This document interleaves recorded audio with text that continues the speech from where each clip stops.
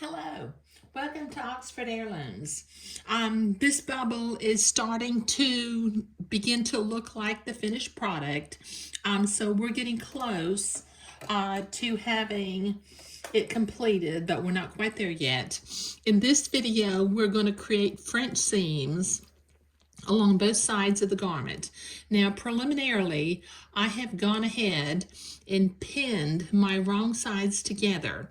Now, this has a 1/4 inch seam allowance, so the first pass of the French seam needs to be at about 1/16 of an inch. So that's a tiny little seam. Let me see if I can zoom in a little bit.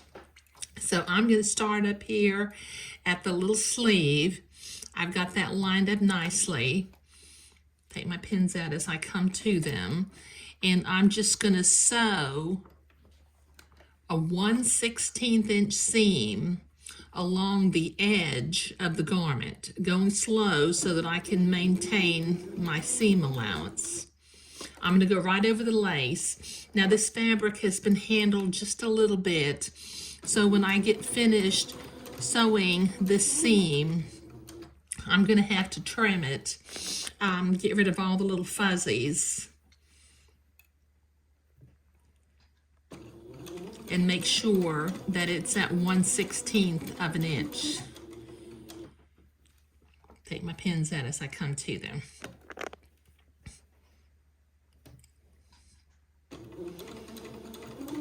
And keep my seam just really, really small at that 1/16 of an inch.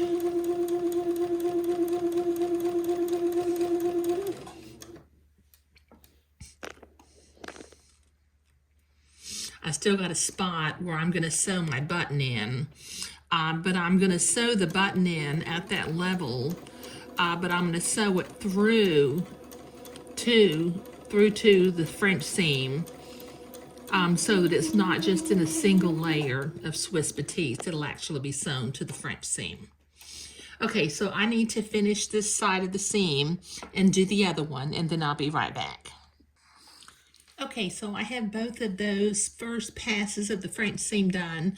I've been to the ironing board, and I pressed the seam to one side, and then I also pressed the interior French seam flat.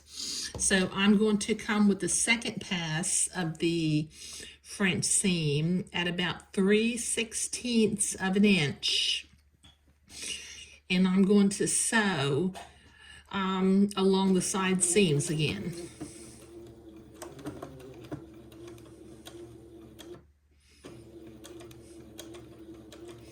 Now I can see my original seam through the Swiss batiste, so I can make sure that I'm encompassing my first 1/16 of an inch as I sew. But this makes for a pretty small little French seam.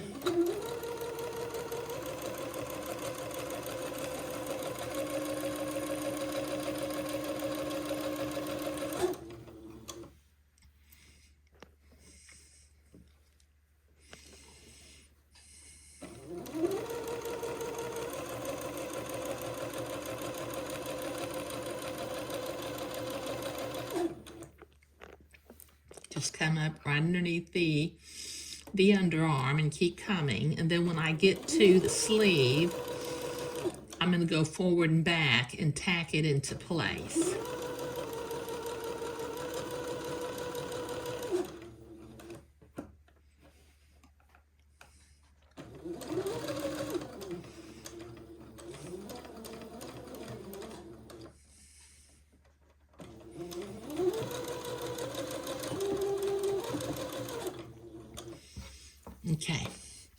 Okay, that makes for a very small little French seam.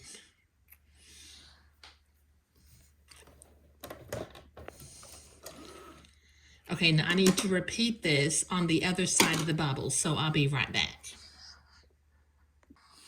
Okay, so I have both of the French seams completed, and I've been to the ironing board and I pressed them from the inside toward the back of the garment. Now I checked both of my little seams. Oh, it looks like I've got one little fuzzy. I need to trim right here.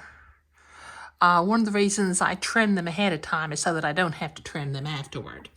Okay, so in the next video, we'll begin to work on the leg hole opening, and then we'll finish up with the crotch, and eventually sew the buttons on. Will be finished. As I'm reading forward in my directions, let me find this page.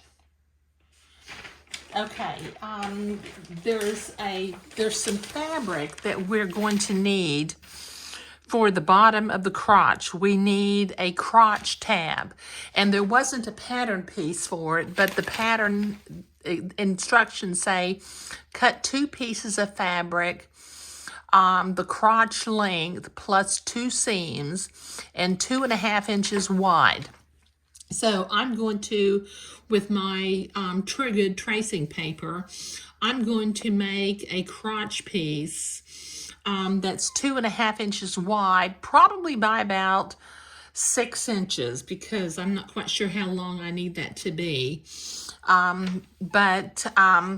Fortunately, I had saved back some of the blue batiste fabric. I still have a little bit more. I didn't get down to scraps and then toss my scraps out. So, but I'll need to remember that in the future.